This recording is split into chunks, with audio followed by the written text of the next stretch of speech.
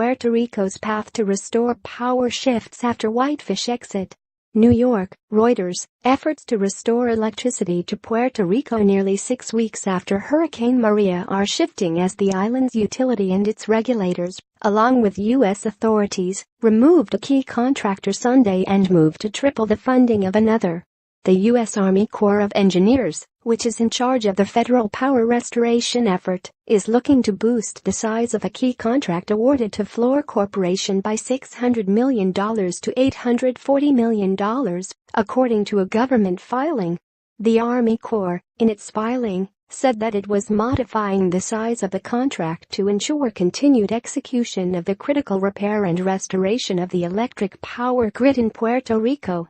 It comes one day after Puerto Rico's Governor Ricardo Rossello and the Puerto Rico Electric Power Authority, PREPA, on Sunday moved to cancel a $300 million contract with Whitefish, a tiny Montana company, after an uproar over the deal's provisions and the firm's lack of experience with projects of this size. Fluor, which declined comment, was already in the process of bringing people to the island to help restore transmission and distribution of power to the territory, which was hammered by Hurricane Maria. The storm knocked out power to all 3.4 million residents, and only about 30% of power has been restored nearly 6 weeks later. The contract with Fluor signals a transition to Fluor as the primary contractor on the island. The Army Corps was placed in charge of restoring power to the island about a week after the storm, though they did not negotiate the Whitefish contract. The contract between Whitefish and PREPA came under fire after it was revealed last week that the terms were obtained without a competitive public bidding process. Residents, local officials and U.S. federal authorities all criticized the arrangement. Conflict over who should lead the process of restoration has hampered efforts.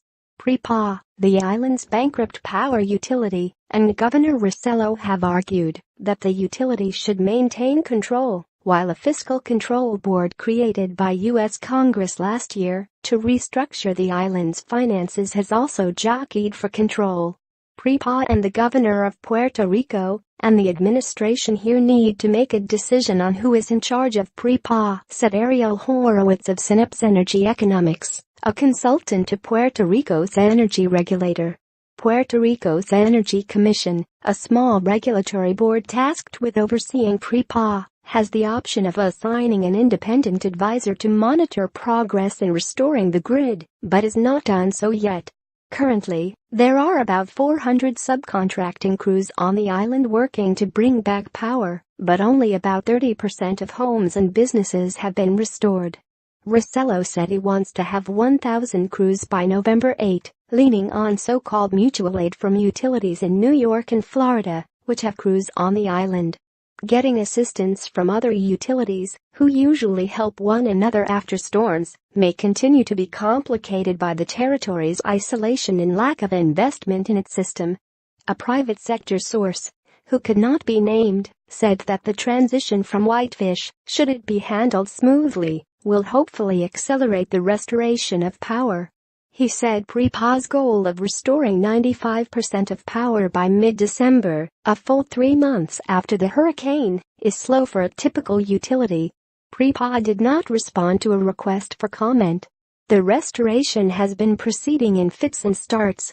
About 3 weeks after Maria, only 17% of homes and businesses had gotten power back, but that figure dropped to 10% a few days later after a key San Juan power station went down.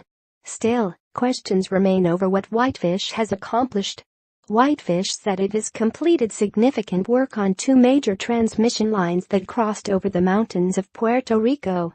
A person familiar with PREPA's operations said on Monday Whitefish would complete work on critical lines despite the cancellation of the contract. There were several other utilities on the island working to restore power, as well as private contractors that include Southern Company's Power Secure Unit and Fluor, both of which were hired 2 weeks ago by the Army Corps. An Army Corps spokesman said the Corps is not currently planning on hiring those reporting to Whitefish, but the other subcontractors might. Officials at Fluor would not comment on hiring any of Whitefish's subcontractors. A spokesman at Southern could not immediately comment on the possible hiring of Whitefish contractors.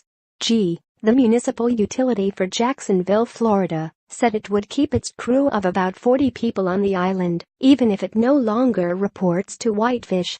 Reporting by Jessica Resnick-Alt and Nick Brown. Additional reporting by Scott DiSavino. Editing by David Gaffin and Diane Kraft.